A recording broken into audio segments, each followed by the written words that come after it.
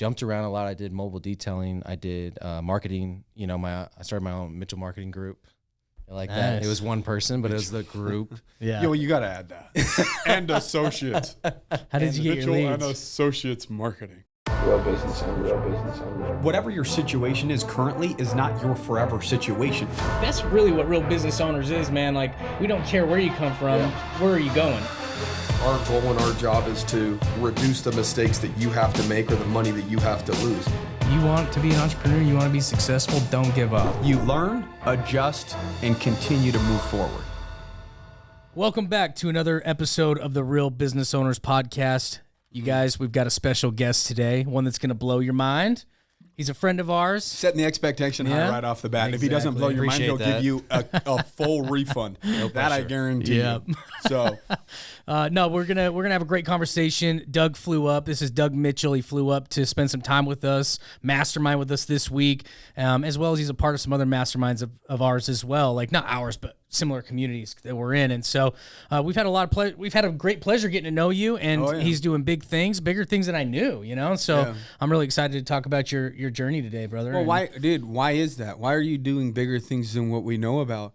Why aren't, what's the deal, dude? Yeah, I knew you were doing solar cells and something but I didn't know you were doing all this other stuff. He's that sly rich motherfucker. I didn't know you did sales training. What I mean? I didn't know. Someone came and told me, hey, we got Doug coming in. I'm like, sweet. Well, do you want somebody in your face? Like, hey, I do sales training, or do you want to hear about it from somebody else and say, hey, it worked for me? No, dude. True. Both. You know my truth style. Bomb. The truth bomb right off the top. I didn't know you were in accounting until probably like the third fly-in Friday. And I'm like, oh, he's the easier accounting guy. Okay. What'd you think I did? You thought I was hired help thought you or were what, a bro? badass. That's it. That's all I knew. He thought you were there like Danny to just hype up the room, man. I know. He's like, I wonder how much that guy gets paid to just go around and talk to people and just yell obscene shit to everybody. Yeah. You know, so I pay to do that. So I don't get paid to do that, believe it or not. Imagine what I would do if I got paid. It would go to a whole nother level. That starts getting scary, right? Don't give Trev an hourly rate. Yeah. Trust me. No. So, yeah, for real, tell us a little bit about, yourself. Where did you grow up? You know, what was your lifestyle like growing up? And kind of just, were you a shitty student, great student? And then we can evolve. Because most people getting into sales are shitty students. So I would assume, and again, I've been wrong once or twice, more recently than not. But I would assume that you maybe didn't do the best in school. That's why you looked at sales as your opportunity to be able to make a large amount of money for an individual with your education. You're one of us, basically. I know that. That's Are we true for me. This? That's true for me. That's true for Kel. It's true for a lot of other individuals that I know in sales. It was like that was their one opportunity to really shine at a high level and get paid at a high level with not having a high level education. So yeah, start somewhere in between there and where I just ended. And I grew up pretty middle class for the most part. You know what I mean? You had every Christmas? Yeah. You had presents I had every under Christmas, the tree? You know. Like I said, had one good Christmas. He got a go-kart. I'll never forget that conversation. Yeah, it's true. I mean, we weren't super rich or anything. But you always had what you needed. Yeah, absolutely. For the most part. Yeah. I don't like to tell that. I did a spot with Grant Cardone one time. Okay. And like I told him I was middle class and I grew up middle class, and then he kept saying, "Oh, but you came from rough and tough beginnings or whatever." He kept trying to like put me in this position of like, bro, trying to tell your story. Yeah. Say that your for you. situation was really shitty and that you scaled up past it. It makes a better story. Yeah. But no, it's not that great of a story. I mean, I grew up middle class regular for the most part. Kid. Yeah. Yeah. And, we've all got something messed up with us. You know what I mean? That's why we got into entrepreneurship, so we could scratch that itch. And for me, it was rejection, right? And so from a very early age, my mom was always dropping me off at someone's house for the summer. You know what I mean? Aunts, uncles, wherever she could. Were you a shithead? Absolutely. I was ADHD, ADD, everything you could think of. I was a tough kid. Yeah. You know what I mean? A tough kid to parent, for sure. Yeah. Because as you guys know, I'm sure you have to engage us or we're just not interested. And we're bouncing off the walls everywhere. You know what I mean? We just did it. Yeah, exactly. For like the last 30 or 45 minutes. You know what I mean? Bouncing off the walls, right? So somebody has to reel us in so we get focused. But anyways, a lot of uncertainty, moving around and stuff like that. She was married to my stepdad for a couple years before they divorced. So military, didn't really know how to make friends, wasn't really understood by the people around me too much. And so I would say a defining moment in my life was around 12 years old when, so this whole time, the person I'm going to for the summers most of the time was my aunt, right? Mm-hmm. Same aunt every year for the most part. Yeah, she never had any kids or anything, so she kind of poured into me, which was awesome because she taught me like responsibility and being an adult, you know what I mean, and stuff like that. So it wasn't summers of fun. I mean, there's probably some fun in there, but there was absolutely. Lot of, your most growth as a young child was in your summers with an individual that poured into you. Right. And so around 12 years old, my sister was pregnant. My mom and my stepdad were divorcing, and my mom wasn't around. You know what I mean? And my stepdad was just like working his ass off as a cop. You know what I mean? And he actually ended his life a few years later. You know what I mean? So that can kind of tell you where he was headed. Yeah. And so my aunt was just like, hey, I'm just going to pluck you out of here, and you're going to come live with me now. Right. You know? And so done with that summer shit. Yeah, she was kind of my guardian angel in that sense. And, you know, the kind of the defining moment was that my mom didn't come for me. You know what I'm saying? She was like, in her head, it was like, oh, well, he's better off with her. Yeah. You know, which I understand but being a parent now, having 3 kids, I will murder somebody if they try to take my kid from me. Oh, dude, you know what I mean? Sure. Yeah, no, dude. I got in trouble for saying that once, actually. Dude, like. Oh, shoot, that's on the air. Yeah, exactly. Edit that. No, that's not no, on he the air. would never harm a person. I just offended someone kids. that heard me say something. This is not criminal advice. Yeah. Don't do anything. No, just kidding. No, dude, I think that we're all like that. And to be quite honest with you, you know, I've had issues, you know, with my actual dad, and I have a tough time getting over it because of that exact same reason. I'm just like, yo, like it don't make sense to me. Yeah, like how could you do that? I don't care what frame I don't even care what you were going through. Some people are like, well, you don't know that they were going through. I'm like, I don't care. What I was going to like that if it's my child, I will fight for my child. And so I don't understand voluntarily like, yo, I'm going through a lot. See you later. Like, so that doesn't ring.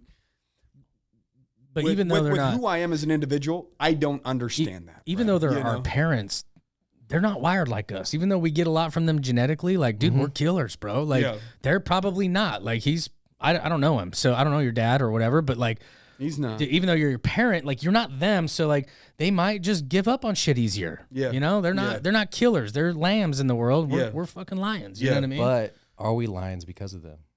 Yeah.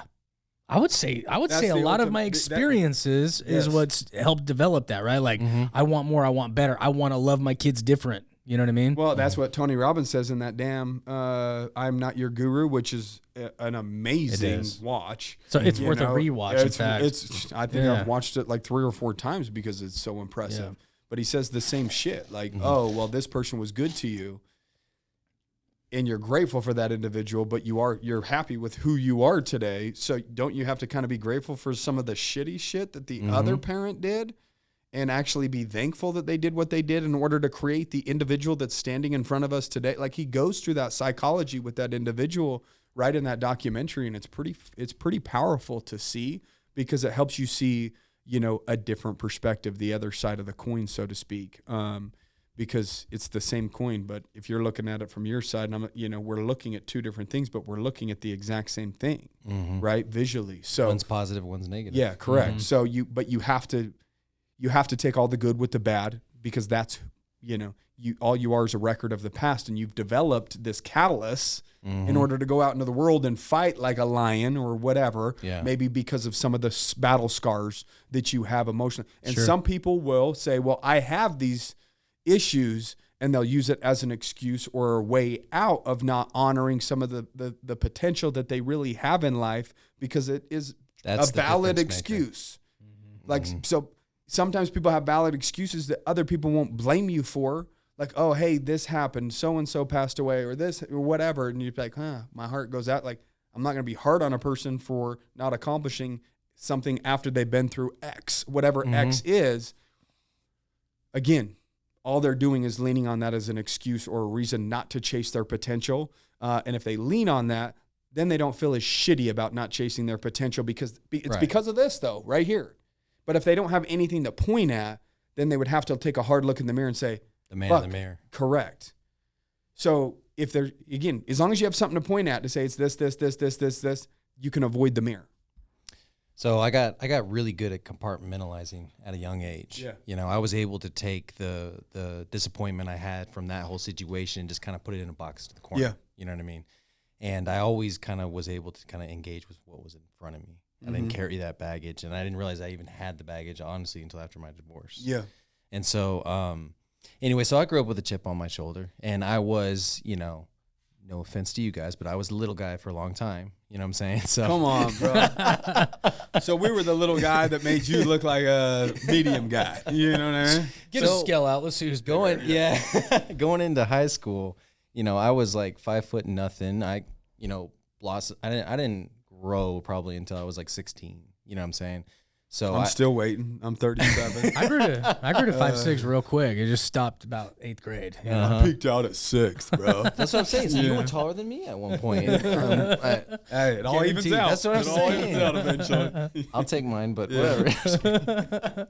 All right, I'm done. But my point is, like, I didn't get picked up for the team. You know what I'm saying? Yeah. Like, I had issues with sports. I didn't have any raw talent, you know? You were used to extreme disappointment, Yeah. I think. And I think that that's what also drew you to sales as well, is because you could deal with extreme disappointment. You're Yeah, it good wasn't at nothing. it. That's what you're used to. Yeah.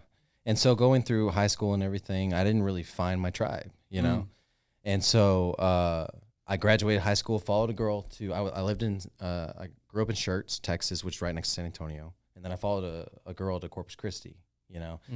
Took a bunch of different jobs, told every job that I had how to do their job, you know, every owner and every manager. And They love that. They got love fired that. from 20 different positions, you know? Yeah, I was just going to say, if you're not picking up on that, it's a perfect thing to do to really get in good with the boss, is just tell them everything they're doing wrong. Yeah. You know, And try so- that. Yeah. See what happens. So I finally found an opportunity with a real estate company that appreciated, you know, basically an entrepreneurial spirit in general. So I started getting on behind the computer versus, you know, swinging a hammer or whatever the case was. And I got an opportunity to learn how to do marketing for real estate. So I did just listed postcards. I did the websites. I did the realtors business cards, you know, everything aesthetic I did for them. And that's And kind how of, old were you at this point? I was 19. 19. So When I you're got that out of high opportunity. school at this point. Yeah. Are you still living with Auntie? No. Or are you're moved No, I was out living by on my now? own already. So you're on your own. Yeah, when I was 18, I was You were gone. getting the fuck out. Yeah. I'm good with that. All right, Yes. Yeah. Yeah. He got the fuck out Okay. at 18. Yeah. You're Yeah, good. and I say it that was real sometimes. important to me. So when I followed that girl to Corpus, it was with $200 and a Ford Ranger that my aunt had given me. You know what I mean? Oh, wow. So like I had a little bit more than most people starting out. Yeah. You know? And then you know, I had our Walmart credit card too. I remember that. Thank you, Aunt Debbie. Yeah. Thanks, Walmart. Saved his ass. Oh yeah. Probably once or twice with that gas when, you know, $5-10 bucks. Did you ever here feel and you were there. taking advantage or just getting the bare minimum? Like, were you just getting top ramen at Walmart, or No, were you I took advantage. You took advantage? Getting the Walmart I was steak a and little shrimp? shithead, and she was like, yeah. "Really? Like, yeah." I would go on dates with that Walmart money sometimes. You know, you get the cash back. Oh, that's Yeah. dirty, dude. Dude, Hey, I've done yeah. some shit I wasn't proud of, dude. exactly. Well, those are what we call learning opportunities, and I would guess he learned from them, and it made him a better man. So, And yeah, now she calls me right now. I'm there. You know what I mean? And that would have been without the Walmart card and Debbie. So, anyways, so I got into that opportunity. You know, he got a big opportunity in Houston, started marketing skyscrapers. So he left for Houston, laid me off. I was in Corpus, and jumped around a lot. I did mobile detailing. I did marketing. You know, I started my own Mitchell marketing group. I like that. Nice. It was one person, but it was the group. Yeah. yo, you got to add that. And associates. How did you get your Mitchell and leads? associates marketing. Yeah. Oh, it started with real estate and kind of got referrals from there. I did B&I. You know, I saw that in your book Yeah. as well. Yeah. I sold credit repair for a while. So from the time that you were 19 to what age were you just kind of figuring yourself out, jumping from job? Was it from 19 to 25, 19 to 28, like I would say till 23. till 23? 23 is when I bought Argenta Field Solutions, which is my business now. Okay. Yeah. So you went through a 3 or 4 year jump, job to job to job, just kind of Yeah. figuring things out, figuring out where your lane is in life, right? Yeah. And let's just highlight that for a second. because I want people to understand at a young age that they don't need to get it all figured out. Like no. I think some people put some unnecessary stress on themselves at 19, 20, 21, 22. Some of the people that are maybe listening are that age that they think that they need to have it all figured out, right? That's not the case, right?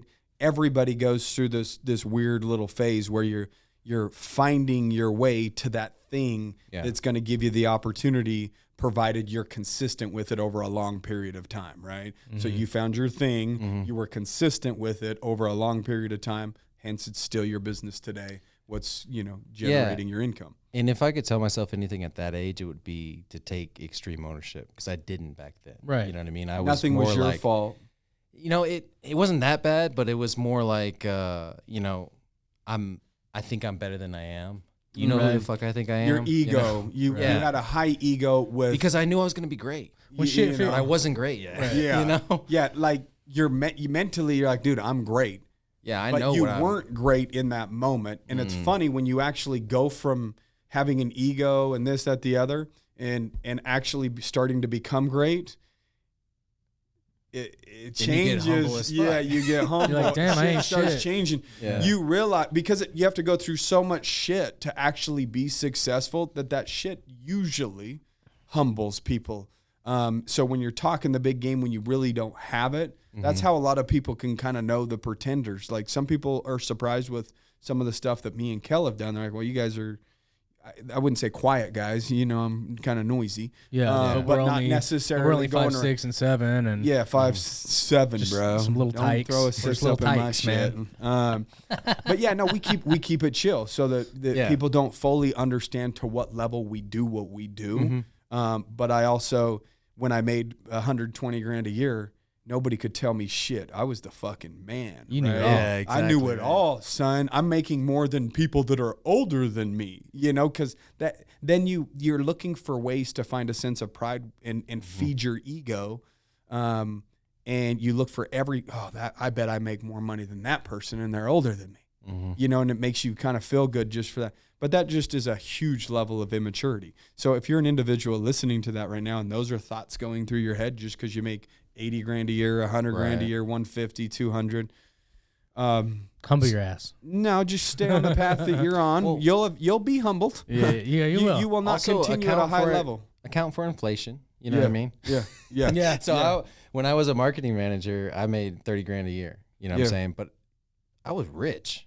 I was single. You know what I mean? Like, I didn't have any expenses. I had a vehicle that I owned. I remember making $19,000, or when I was 19, making like $40,000, $50,000 when we first got into sales. And I was like, I found it way nobody too late, could tell me nothing to do, dude. Like, I had it figured out, bro. There's months I was making $4,000,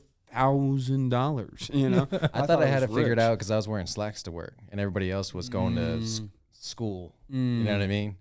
And so it was the dress thing for you also. Yeah. We tried that for a minute. We tried the whole play the dress up thing and act at like, look, here's the deal. Success doesn't look like a certain thing. Let's just fucking call a spade a spade. Success isn't a certain height, a certain weight, a certain button up, a certain pair of shoes. It's not a certain belt. It's not a certain car. Like, that's not what it is. And I think that the world today has it completely backwards. You just want to look successful and you're fucking drowning yourself trying to do so when there's other motherfuckers out here just living like good, but you don't know how good it is because they don't put it on the front page. Right. Like every other motherfucker. You know what's ruining it is those freaking, they're not quite memes, but it's the guy in the suit. Sure. Fixing his cuffling with the Lamborghini in the back or whatever. You know what I'm saying? Because that's like what we're programmed to. Selling a program on you went like this. You're selling a program on how to be successful, and that's how you're successful. So therefore, you pay for the photo shoots and you do all the things because, again, the average person sees that and will just assume, okay, this person knows way more than me. That's also another issue. Quit grandfathering authority and trust into other people just based upon the way they look. Oh, that person's on TV. They must know what they're talking about. That's not the truth. This person's a doctor. But that is good marketing. There's plenty of dumb doctors. It's great marketing, Sure. You got to learn how to play that psychological game in your marketing. But I'll tell you what success is because I was reading the book, Psychology of Money. Have you read it? Okay, no. So there's this early on in like second or third chapter, there's a story, and this guy's kind of, it's like a group of multimillionaires and billionaires. They're hanging out, kind of like a mastermind like we do, right? Okay. It's like us right now. This one dude, and he name drops in there. I can't remember all the names, so I'm just going to like generalize it. Sure. This dude has written a book. It's wildly successful. It's been top seller for years and years, right? And he's made a really great impact with this book and built a great life off of it, right? This other guy in there kind of like belittles him. He says, hey, you know, the funny thing is like my business does more in a month than your book's ever done collectively, right? And he's like, oh, that's interesting, right? And this guy's just feeling like super successful, you know? He's like, oh, that's interesting, but I have one thing that you don't have. And he says, oh, yeah, what's that? Enough. I have enough. And I know I have enough. And he's like, I'm happy. You'll never be happy because you're always going to chase a number that will never be enough, right? And so, you know, I was like, damn, that's pretty good to hear, right? Because like, I don't know what my enough is yet. I don't have total financial freedom yet. Like I am not completely free. This guy has reached a level where he's like, I have enough money to live the rest of my life. So that's not the most important thing to me. I'm working on my happiness. I'm a happy dude, right? That's really if you sold everything and bought a RV, bro, you're good for life. Matthew McConaughey next to the beach, bro. You have plenty of money to live for 40 or 50 got like years. 6 kids, bro. Oh, that is true. Yeah. Christmas is going to get expensive when Kel's a freaking granddad. Huh? He's going to, each of them are going to have 3. Kel's going to have 20 grandkids what to produce presents for.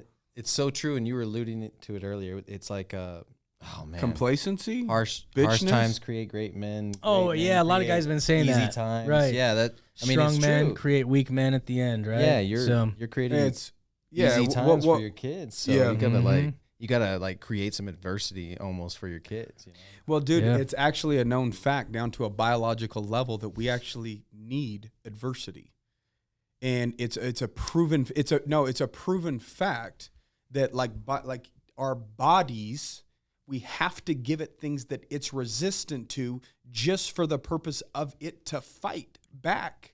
And it does the thing that it's supposed to do. Therefore, it stays strong. Just like you going to the gym. Mm-hmm. You move the weights so that you could have strength, right? And so our body actually needs some of this resistance so that it can do what it's designed to do and remember what it's designed to do and operate at an optimal level, right? And so I literally been going deep on the brain and the body, you know, stuff like that. And this is a shit that gets me going. But it makes so much sense because we were built to survive. But look at all the people that take it easy though. What do they end up with by the time they're 40 or 50 or 60 years old? Diseases, because their bodies have taken it easy. Yeah, their body hasn't felt any sort of restriction. And the guy was talking about like the cold baths and the plungers, and they said, yes, that is very healthy for you because it puts your body under duress or stress, and it needs it. You're exercising your body and your mind and all of it, not just physically like lifting weights. Any duress at any point. Whether it's heat duress from saunas, whether it's through the cold stuff, whether it is working out, whether it's running long distances, your body has to have duress in order to survive at a high level for a long time. Did you hear that cold plunge dude the other day? Like, there's a video going viral about him. He was like, you know, everyone gets in the cold plunge and they're like trying to relax their body and like stay still and like calm, and they feel like that's what's best. He's like, you actually want to get in there and move around because you create like thermal layer around you, you know? He's like, it's actually colder if you move around. That was Dr. Huberman. I don't know. I didn't follow his name, but I was like, oh, that's probably interesting. I'm going to try that the next time I never do that Instagram. Cold plunge. We're both on Real Business Owners, right? We both see the Instagram feed, so we probably watched the same video. I can't remember who shared it. Yeah, it was Dr. Huberman. He was the guy that was on Ed Milet's podcast, so I follow that guy pretty closely because, again, I get excited about the brain and shit like that. So my well, this is a long story, but my ex-father-in-law, which is hopefully my future father-in-law, long story, but anyways. Should we give him a brief? We're going to circle back. Yeah, we'll circle back to that. He retired like 5 years ago. Yeah. Okay. And he went out and got his master's, or he got his degree in law, right? Yeah. And he was like at the highest levels of law before. He was a ICE agent. You know what I mean? So he's locking up like child predators and stuff like that. But anyways, I asked doing the him, good work. That's badass. Yeah, I asked him, why are you going to school? You know what I mean? And he was like, what am I supposed to do? I'm retired. And if I don't keep working this thing, it's gonna go away on me. You don't use it, you know you what I mean? lose it, man. And I think it makes so much sense because so many people, like, the thing they fear the most is like dementia. You know what I mean? But as business owners, I don't think we'll ever have that problem unless it's hereditary, right? Yeah. Because we are literally It's almost like you can't up shut it against the off. grind Yeah. every day. Yeah. And I always like to say I had a problem in my 20s. Like you know how like hey, don't bring the drama. Well, I want the drama. I want the war. I'm a wartime general. You know what I mean? I'm bored if things Maybe are you, good. you thrive. You thrive. I'm dead serious right now. I figured this out about myself. You know? thrived in chaos, so you created your own chaos. I had this talk with Corey not too long ago because I'm very really? similar. I'm like, bro, I know I'm kind of the one that gets us in these messes and these battles, right? But like, I've got some badasses like Trev. Like, we fucking fight these battles together. Yeah. You know what I mean? It's like, And you end up. I know I'm. you end up like better on the other side of it. You know. You do. And I mean, I remember one time. Okay, so I had bought my business from the previous owner. I worked for him for a couple of years. He was kind of a mentor to me. You know what I mean? Was he retiring or something? Like, why did he sell you the business? What Because his I was the deal? only one that could make it work. I was the only one that brought it to black. Gotcha. Whereas before, he had someone pitch him the business idea of an AT&T contract, doing door-to-door sales. You know what I mean? And they went out and tried to run the company and ran it into the ground, right? And the model was out there. They just didn't know it, you know? And so he asked me to start managing it, so I took advantage. I brought it to black, and he tried to sell it. But, I mean, think about it. Like, it's just a contract with AT&T. You got good credit. You got a business plan. You can get that contract. Yeah. You know? And so he didn't have anything proprietary that was special, right? I mean, he had maybe about 20 grand in legal documents that he paid some high-priced lawyer to put together. So the 1099 contractor agreement was solid. You know what I'm saying? Like, that's not yeah, $1 million I can go on plus Rocket Lawyer business right now and get one for $200. And get some. Dude, you can whip agreements together, right? Like, so he had sunk 200 grand into it, and so that was his purchase price. You know what I mean? He owner financed it to me, and at that same price. At that same price, yeah. So was it a percentage of revenue, or was there a monthly payment for X amount of months? Like, it was a guaranteed payment. Guaranteed payment every single month? You guys will still see it in the books because y'all do my books, but there's a guaranteed payment in there. Is that for the life, or is there an expiration date on that? I think it was a 5-year balloon. Anyways, I just paid him off last year. Okay. You know, that's what I did with some of the EIDL funds. Yeah. Hopefully the IRS isn't listening, but yeah, so I don't have a partner anymore. I mean, I have a minority partner in Wayne, but he got that off of equity. As soon as I bought the business, I gave him that. I wanted him to have that. Give him a piece of the pie. Yeah. Sure. But anyways, so like the adversity part, you know, like I thrived on that stuff. You know, there were so many times when Alicia, which is my ex-wife, girlfriend, baby mama, and we currently live together. Nice. Again, this is the cliffhanger. Yeah. I guess this is what will make them stay to the end, right? Yeah. we got to have a cliffhanger, you know? So what's going to happen? Like the suspense of a movie. We can't wait to the end. Everyone can't wait to hear about It's part of my process. The ex-father-in-law. You're going to see the most listeners all the way to the maybe future father-in-law, baby mama, ex, now girlfriend. Yeah. So she would always trip out. It's like, why are you so excited right now? You're not going to make payroll. Yeah. You know what I mean? Like, how are you even like not depressed and miserable right now? And I'm like, well, I got a problem to solve. Yeah. You know what I mean? That's what I do. I solve problems all day. I mean, that's what a true, in my opinion, business owner does. That's it. They're a problem solver. Mm-hmm. And a lot of people want to be a business owner. They want to be the entrepreneur because it looks like it would be the cushy thing to do because of the Instagram photos on the jets and again, the good shit. And that stuff can happen and does happen, but it's like less than 1% of the time. You know what I mean? Like, so, but they show all that shit. Right. But when I'm on the jet, I'm freaking out because I just spent 15 grand to be on that jet, and I'm like, how am I going to get my ROI on this? You know what I'm saying? The first time I did that, I was like, it was just freaking scary to me. You know what I mean? Because I felt like I was being irresponsible. Is this me just being egotistical and wanting to take a picture in front of a jet, which I don't have a picture of, by the way? I do. Yeah, I do. It's on our page. Which I don't like that because that's not. Yeah. So it's a rental. But what happened It's is a rental. I never got sent the pictures, and I was just like, fuck it, I don't need the pictures, whatever. Yeah. You know, I'm inside. There's a picture of me inside, and I'm smiling like a motherfucker because it was a cool experience. It is. But yeah, I was freaking out at the time. You know what I mean? Because that's what we do. We're like, you know, we create the opportunity, we create the issue, which is 15 grand's on the bank account. You know what I mean? And I got to put it back. Yeah. And so, yeah, like, you that's the created fun your own part. problem, and that's all you thought about, right? Yeah. But people want entrepreneurship and don't realize that it's not the picture on Instagram in the jet. Like, it comes with every problem that your business has. A lot of people think you've got the easy job as the boss or the entrepreneur or whatever. You hear about 100% of 100% of all the problems in your business. They all flow up. And outside of your business. And a lot about of people, their kids. yes, about their baby moms, about everything. We have to hear about everybody else's problem. Plus, that creates a problem for our business. Plus, we have our own personal problem. Plus, you know, it's entrepreneurs take on a heavy load. And I've said it before, and I'll say it again. I honestly believe that if individuals could understand or wear the stress or the headaches or, you know, try to solve the problems that entrepreneurs have to try to solve on a day-to-day basis.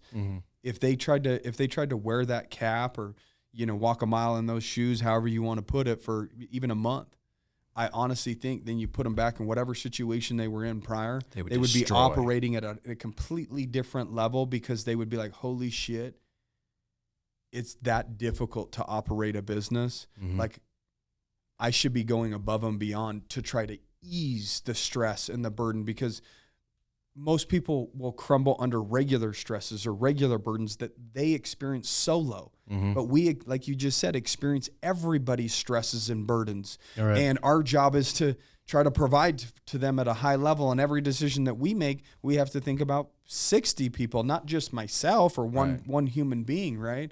And so it is a heavy load for individuals to bear. And people need to understand, going into entrepreneurship, no matter what the internet makes it look like, it's not sexy. It's not sexy. It is a fucking grind, and it is all problems. And you better you show up each day with a pocket full of solutions and just start handing them out. Seeing what it's works. fucking Halloween. You're passing them out like damn candy up in this bitch. Creating You them know on what the I fly. mean? So that's just the way that it works. And that's business. If there's not a fire, you're probably not in business. You know, or you're you probably haven't on your grown. way out. Yeah, or you're probably on your way. Yeah. Yeah, exactly. You know, so should we talk about his story yet? Or should we just say, hang on again? We'll get there. You know? Well, I have a feeling that his story, and I don't know, I'm totally wrong. It's just I relate to it because I went through a nasty divorce that felt like a damn kick in the gut for a long time, and it forced me to like start looking inward, right? To become aware of some of this shit. Like, you're now so aware of like, oh my gosh, this is how I thrive. This is what I operate on. This is what drives me, right? But it's like you had to go through that shit. I didn't have a badass counselor like you did. I was reading your book, and I was like, man, like, I wish I would have found someone like that that could unpack that shit for me, because I had to take it out on everybody else before I did. Yeah. Oh yeah, I had to go all You in on that, eventually dude. get smart enough to where you notice your own patterns, and you're just like, oh fuck, Yeah. it is me. You know? Dumbass. Yeah, exactly. Yeah, I mean, dude. I'm sorry. Continue. No, that was kind of like my question is like, what forced you to look inward like that in order for you to discover like all the things you know now? So it was like, you got to understand, once I got loose onto the workforce and once I got my own business, it was like win. That's all I did. You know what I mean? I hit roadblocks So they and made stuff a like theme that. song after you. Yeah, exactly. You know, that Snoop was all Dogg me. and whatever that J-Rock. No, Yeah. there's that one too. So like, I mean, I went from, 2012, we maybe did 300,000 in commissions, and when I remember, I did not operate like a full fulfillment side of the business. We sold, we got paid commissions, and we reinvested into the business and recruited and trained. You know what I'm saying? That's our business, and that's what I've done for 12 years. You know what I mean? AT&T did the fulfillment because you were out there. AT&T did the fulfillment. ADT did the fulfillment. So you had like, one lane. You could get a focus on recruiting and sales. We were a sales machine. Yeah, correct. You know what I mean? And we could pivot to any client. You know what I mean? AT&T is just the one that we like the most.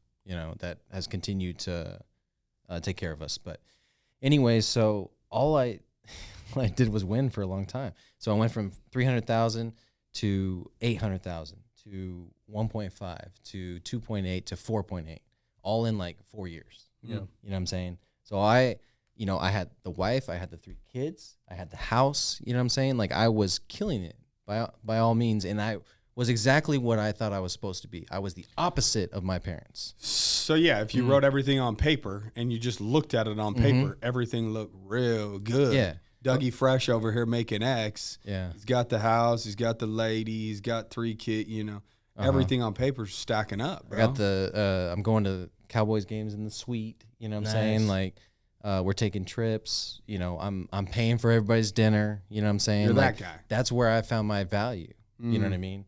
And then the business tanked. Then the next year, and I'll never forget it. So you missed that Cowboys game. That had to be tough. Yeah, I missed the Cowboys game in the suite. I had to sit in the nosebleeds. It was tough. So the reason why we scaled so fast was because of the whole home DVR, 100% with Uverse, pause it in one room, play in another, right? And then DirecTV came out with the Genie. So DirecTV had the Genie and NFL Sunday Ticket. So all of a sudden we weren't the biggest game in town. You know what I'm saying? We couldn't overcome an NFL Sunday Ticket, and they had the whole home DVR too. You know what I mean?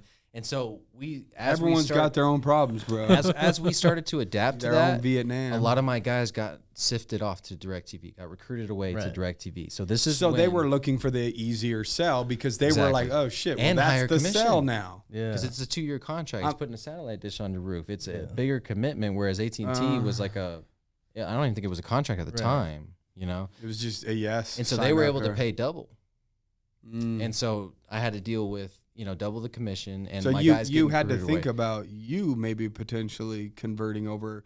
You second guess some things, I'm sure, throughout that process. No. So the mistake I made to that point is it was all about the money and all about rapid advancement in the organization. So you could go from an entry level rep to a regional director in a year and a half. I had one guy do it, and he was managing 60, 65 reps, something like that. Okay. So that was what we rested on, and we rested. You know what I mean? Yeah. We shouldn't have. We should have started building the culture. We should have started building the operations, and we should have started developing our people. Because if we had done that, they wouldn't have even blinked an eye at the DirecTV situation. You know what I'm saying? And we eventually did get a DirecTV contract because AT&T decided to merge with them, and then all bets were off. Like, it's not a conflicting product anymore. Yeah. And then we killed it on DirecTV. You know what I'm saying? But by then, I had started building. I had realized I have no culture. You know what I'm saying? And it was so it was huge for us to go through that. So when you went into business, it was all about making money. Absolutely. And said that, and I think Kel even wrote that in his book, First is about taking care of yourself, grabbing cash, you know what I mean? Like you're young, you're hungry, and you're just wanting to make money and be rich. You think that that's going to solve every problem at that age and at that maturity level, right? So that's just all you want. You have this thing made up in your mind of what's going to happen when you have X, and when you have X, you're like, oh, damn. And the only reason I didn't fall apart is because I wasn't the complete cliche. My net profit in 2014 was 8% because I was constantly reinvesting back into the business. You know what I'm saying? I want to say I bring home like 350 grand, 400, nothing crazy for bringing in 5 million for the year. Right. You know what I'm saying? And so, I didn't take complete advantage. Right. And so, but once I started building out the rest of that, which, I have a simple acronym for it now. It's called Kodak, CODOC, right? It's compensation. That's the entry level, right? When you get into business, right? That's the reason you go out and knock on the door. That's the reason you pick up the phone, right? That's the reason why you're willing. I want to get your face willing. Yeah, exactly. I want to get paid, pay me. Right? And then the next one is opportunity, all right? I'm getting paid, but I'm kind of getting bored now. You know what I mean? Like 100 grand, cool. But where's my opportunity? What's the next thing? Am I going to become a trainer? Am I going to have my own team? Am I going to yeah. And then am I going to develop as a seller? Am I going to develop as a leader? You know what I mean? So that's development. And then operations. If I go out and write 100, if I go out and sign 100 people to Easier County tomorrow, can you guys handle the fulfillment on that? No. Not in one day. Right. I mean, you know what I mean? Like you don't have 100 accountants ready to each take on one new client to where it's just turned around like that. Right. Could we take it on? Yeah, it'd be a slow process to get them. Yeah, you have to set the expectation with the client. Correct. Yeah. That's where in the sales call you would say, "Yo, here's where we're at. We just onboarded 89. You're number 90. Right. You know, so that's operations. We'll get there in a month and a half. And then included in that operations is, okay, if I'm going to become the sales leader in the company and I'm going to be responsible for making my team bigger and bringing more revenue to the company, can my company recruit? Can they get people in the door? So I have somebody to teach this stuff. You know what I mean? And then the last thing is culture, which to me is the most important one. If you don't have the culture, you know what I'm saying? Everything else will prop you up for a while, but eventually your people will leave because it's not the right culture. It's right. And all those things feed into culture. You know what I'm saying? Nobody wants to be at a ceiling. If you work on those other 6 things, the culture will naturally follow. You know, the people that we did keep through all that stuff, they were early adopters. You know what I mean? They understood. They saw this thing grow. They saw me reinvest in the company. You know what I mean? So the ones that were leaving were there for 6 months. So let's talk about what happens as you're building a successful company and you have your house and your vacation and your whatever, you 3 kids, your wife. What derailed that? Would you say business derailed? How would you say you went from being married with 3 kids and everything on paper looking good? Obviously, something wasn't good there. First off, what wasn't good? Was it the business that got in between it? And secondly, if it was, now that you're figuring it back out with her, was that just like, okay, I figured out how to do this a little better? So, you know, let's walk through that real quick because we've been dangling this carrot, giving them an opportunity to hear the rest of the shit. Now it's time to close. Now it's time to get paid. So go to www. Basically, what happened? Is I could not be content in any given situation. You know what I'm saying? And nothing was good enough. Nothing was good enough. And it's what drove me in my business, and it's what eventually led to my divorce. I didn't understand how to be present in the moment. All the stuff we talk about in our masterminds now and that we talk about with each other, our ability to go home and turn this shit off here so that we can be present with our kids, I wasn't able to do. You know, it was a sickness, but it also drove me to great heights in my business, right? Yeah. And so double-edged sword, that transferred over into my relationship. I thought I needed the extra girls when I went to travel. I thought I needed to cheat on my wife and be this freaking conqueror of all things, including women. You know what I'm saying? Wanted to be wanted.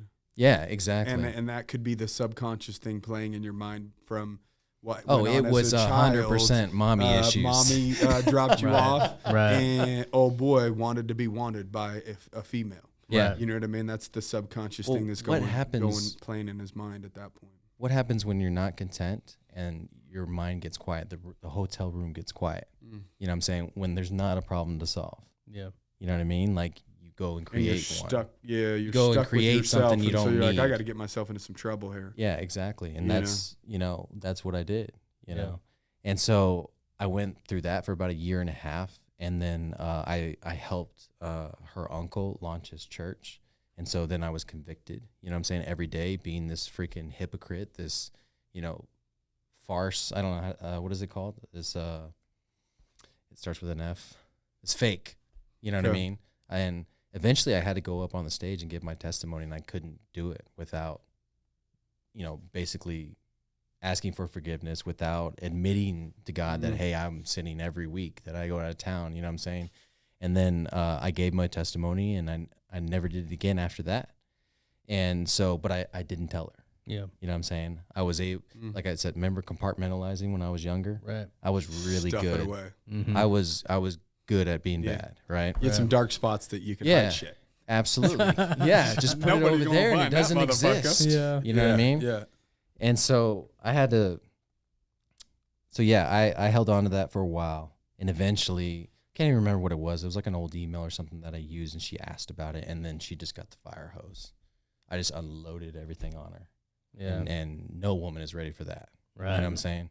And you got to remember, like, I was her everything. You know what I'm saying? Like, she was a teacher, you know what I mean? She had her degree, she got her master's, but she would work for a year and then like miss the kids and then stay home. You know what I'm saying? And she could do whatever she wanted. You know what I mean? Mom guilt's real, dude. Yeah. Sure. So just to kind of like sidebar here, she decided to leave teaching this year, and she's going to be starting her own tutoring company now. Oh, cool. From going huge. Going to one mastermind event. Yeah, that's needed too, dude. Yeah. That's needed. A lot of people want their kids out of just public schools right now, and individuals with a degree right now have a lot of power to kind of pull off on the side and charge a decent buck because people are willing to pay and now teachers can make $100,000 a year. Yeah. And not be stressed out by state testing and all the bullshit they got to deal with.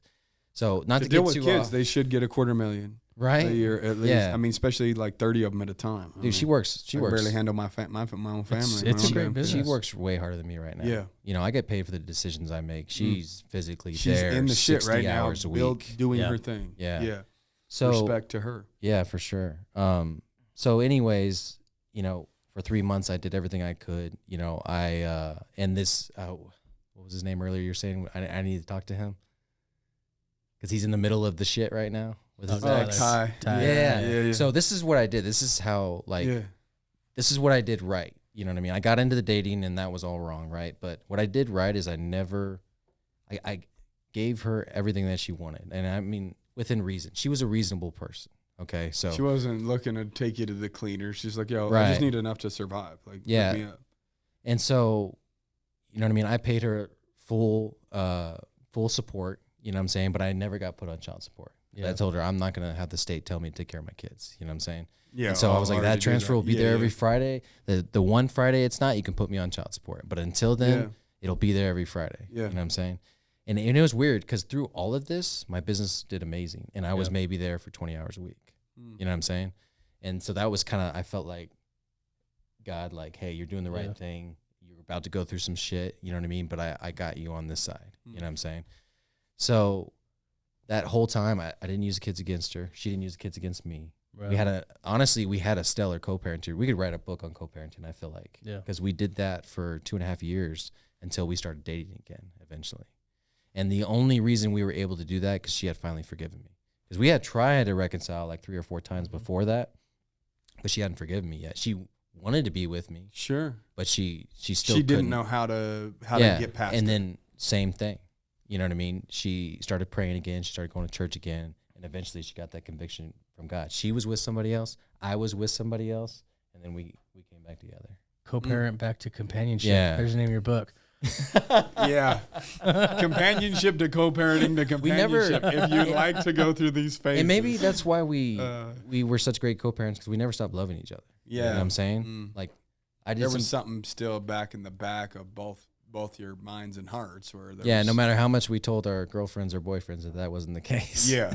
Oh, right. It's nothing. You know what I mean? It's nothing. Don't worry don't worry about it. Don't worry about it. Wait, what text? Yeah. What you doing later? Come on, dog. I see you. So yeah, we've been dating? No, what do you call it? We've You're moved married? back in together. Okay. Yeah, we moved back in together. Yeah. When does this come? When will this podcast come out? Do you guys think? Next Tuesday. week. Yeah, we don't have any in the pipe. Okay, bro. so In I 6 days. can't complete that yet.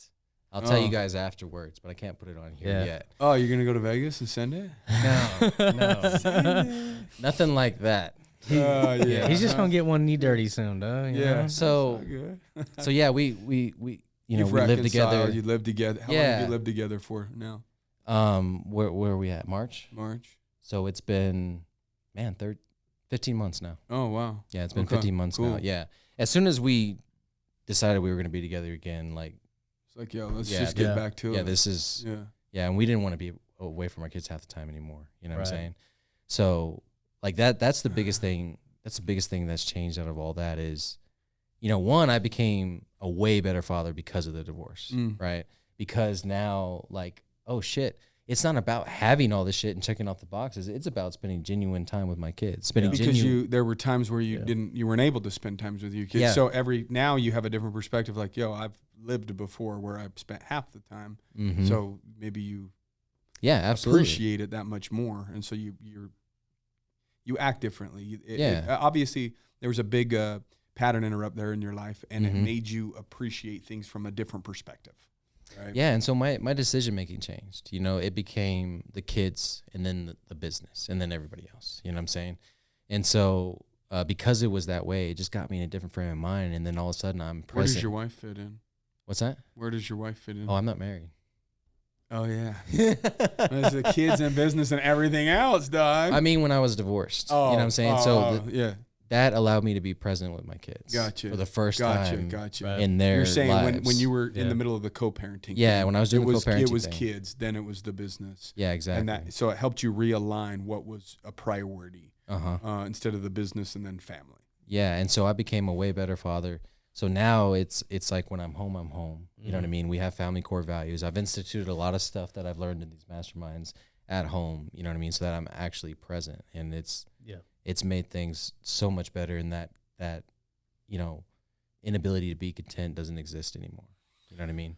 Same. Yeah. Same. Dude, these I think masterminds have been huge for that, bro. Like even clear back at Arte, man, start implementing stuff like, because it's a never ending battle though. Yeah. Like you're like, oh, like I feel guilty when I'm like not being present all the time, but they don't need it all the time. But they need to have, you know, Their time. present They time. need to have time. It's alignment over balance, right? So my kids know why I'm here today. They know who you guys are. You know what I'm saying? They know the relationships that I'm building here. You know what I mean? They know what it's going to do for my podcast, you know, my 300 downloads a month.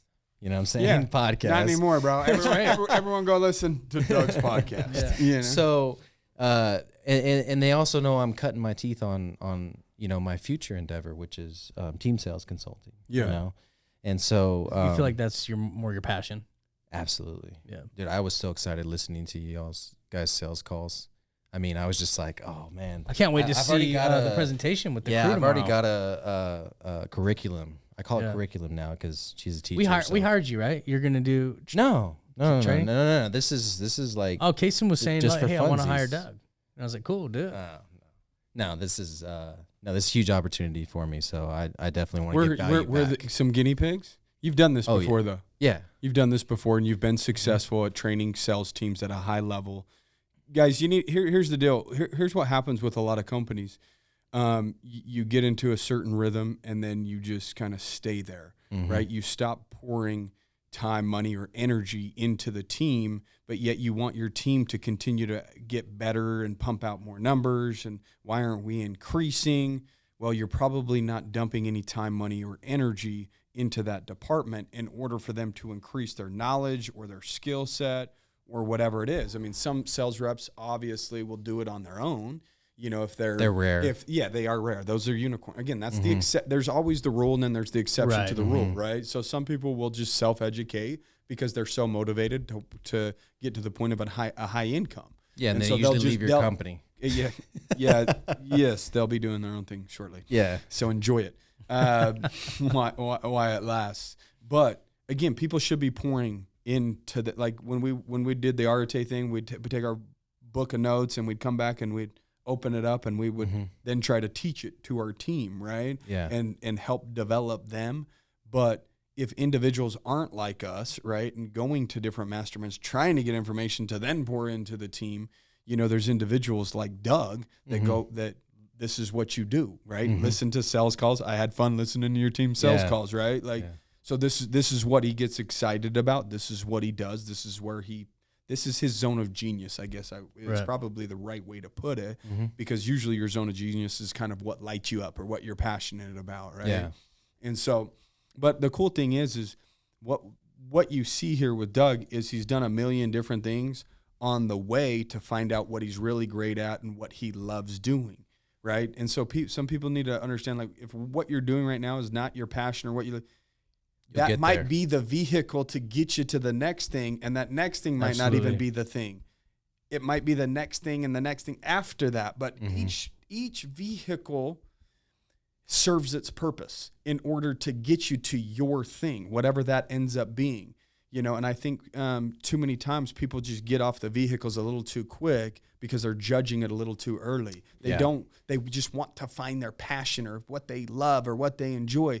Here's the deal. If you love and enjoy and your passion is to, you know, have more time with your family or be around your kids more or whatever it is, maybe the thing that you do, you don't have to be so passionate about because it's the thing that makes you a ton of money so that you can buy your time back to do the thing that you're passionate about. And so what you do isn't always necessarily the thing that you're passionate about in that moment. I'm a firm believer eventually, as long as you stay true to a course and show up every day consistent at a high level and always wanting to improve. I think that that's an important factor because showing up every day is just not enough.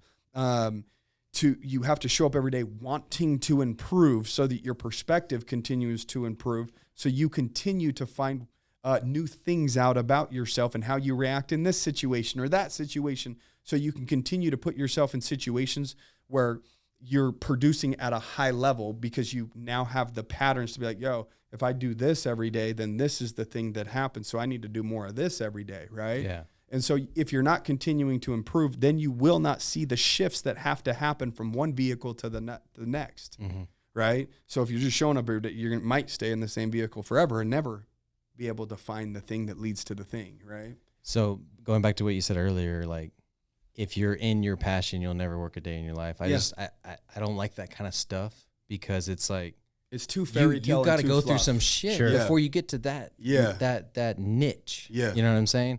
So like, imagine if I had turned down an opportunity to own a door-to-door company. First of all, who wants to sell door-to-door? Yeah. Who wakes up and says, I'm passionate about door-to-door? I want to go get some doors slammed in my face today. Yeah. I can't wait.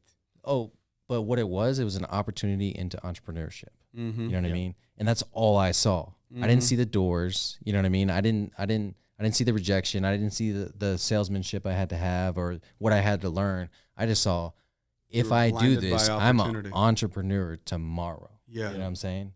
And that was nobody's going to tell me what I'm worth anymore. Yeah. You know what I mean? And it was scratching that itch that I had and that chip on my shoulder. You know what I'm saying? Big time. Are you pretty good at teaching salesmen how to deal with rejection, since you dealt with it in your early I don't days? understand why they get so hung up on it. I don't know. He's like, no, I can't teach that well because I just don't understand it. Yeah. Don't care, bro. Move on to the next one. No, that's literally all I used to say. I'm like, bro, the best salesman, brush that shit off and go to the next one, man. You know, and it's like, that's all I could really tell him. All the old sayings. You're one more call closer to that yes. Keep it up. One more door. One more door. One more door to the yes, right? Like the old cliche sayings or whatever. But it is true. Like, no matter what, in any... Like, let's put it this way. Rock stars get sick of being on the road, and everybody wants to be a rock star. Yeah. Some people want to be an athlete. Guess what? Do you really want to be an athlete and get your body beat up day after day, after week, month after month, year after year? Or some of them have surgeries. And, well, I mean, look up, what's his bodybuilder's name that has like Ronnie Coleman? He has a documentary on Netflix, and everybody probably wanted to be Ronnie Coleman at one point. I still want to be an MMA fighter, dude. But, that's the only sport I watch. I grew up wrestling, dude, and I'm like, I just love it. And I'm like, man, that'd be so cool to be in those. You know what you should do, rings, and dude, which is big in Utah, is rugby. Oh, really? That'll scratch that itch a little bit, and you won't get knocked unconscious every time you step in the ring. Bro, that wasn't around when we were. I didn't even know we had rugby is a new thing now, dude. Like, it's where it's starting to get popular. Yeah. Like, I swear, rugby's new to our area within the last like 5 or. So 8 years, I played a rugby match 3 weeks ago. Was it fun? I mean, obviously, I've been playing for 5 promoting years. It. I've been playing for 5 years. Yeah. First of all, like, we're men. You know what I'm saying? Yeah. Like, we enjoy violence. Don't get it twisted. I'd love to throw a shoulder around. Exactly. The thing is, when you do something like that, all of a sudden, you know what I mean? When your kids frustrate you at home, it ain't nothing. You know what I mean? You just need something to. It's an outlet. Sometimes the gym's not enough, man. Yeah, sometimes I need to exert violence on another man. Yeah. You know what I'm saying? Yeah. Jiu-jitsu is pretty fucking fun. I just never make the time to go do it, right? Yeah. I'm just like, I go to the gym now, work out, I come in here, we do all those things. I'm like, and in the back of my mind, I keep thinking, I need to go up there and roll around with Kevin again, you know? Like, but I don't ever do it. But those guys they're using every freaking muscle in their body for like an hour straight. Bro, yeah, your neck. You're like, how do I get my head off the pillow to go to work today? If you haven't done it for a long time, then you go roll around with a bunch of dudes that know what they're doing. If you haven't played softball in a while, dude, swinging the bat as hard as you possibly can, your side gets sore. You know what I mean? Like, just swinging, you're like, oh, damn. I know rugby's a little different. Your whole body's sore after that. But, dude, how do people connect with you? How do people reach out to you? If they want to connect in regards to there's some a lot of training. people in there with doing some sales training. Like, and we're using him. Yeah, we're using Doug to do some sales training while he's in town for the next couple days. I'm excited to have my socks blown off. To be quite honest with you, we really do have a pretty high level sales team in terms of always something more to learn, dude. Correct. In terms of he listens to some of our new guys' calls. Yeah, I was impressed. I was impressed. Those guys are 3 or 4 weeks Don't old. get on the phone with these guys. You're gonna be a client. Yeah. We've trained them to do that. But the idea is, and the reason why I say that we really do have high level, you can make $200,000 to $300,000 a year. That's how high level these guys. But they work their ass off. It ain't easy. Right. They're like, so everybody wants that number. The number sounds cool, but the process to that number isn't cool. And that I'm positive of. Yeah. Right. Working 10-hour days or 11-hour days, stuff like that. People want the result they think, but if you really wanted it, you'd put yourself in a situation where you're willing to work 10 to 12-hour days to make a sacrifice in order to get the thing that you say you want. Or become so skilled and invest so much in yourself that you only have to work an 8-hour day to get the same results. Yeah. And get the exactly. Right. But that's the switch that doesn't our happen. top guys are there now. But you still have to put in the extra effort to learn how to become that great at being able to produce so much higher than everybody else in a lesser time frame. So there's still going to be an off-balance moment there that you're going to have to invest. But the whole point of me saying that is, like, we're always that's one thing that we're all about, is open to new information. Even if they are a high-level sales team,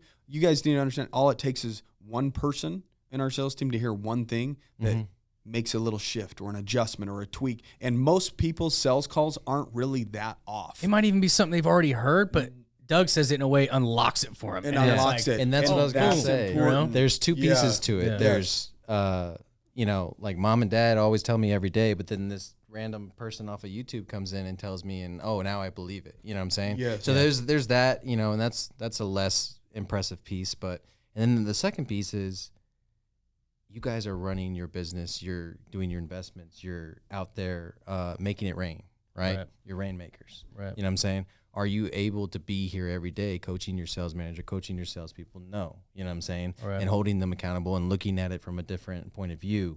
You know what I memean? So sometimes you just need a coach.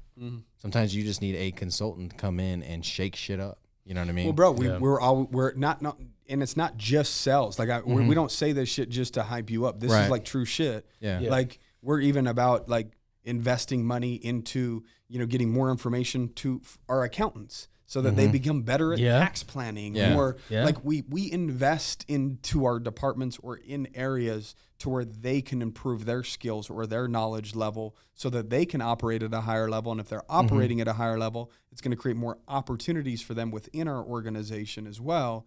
And so it's just the right thing to do. If you want your people to produce at a higher level or to grow at all, I guess I should say, don't have them just show up and do the same thing over and over and over to the point to where there's just zero growth. They're going to burn out. They're going to burn out. So it's about bringing outside people in, which is what we've done.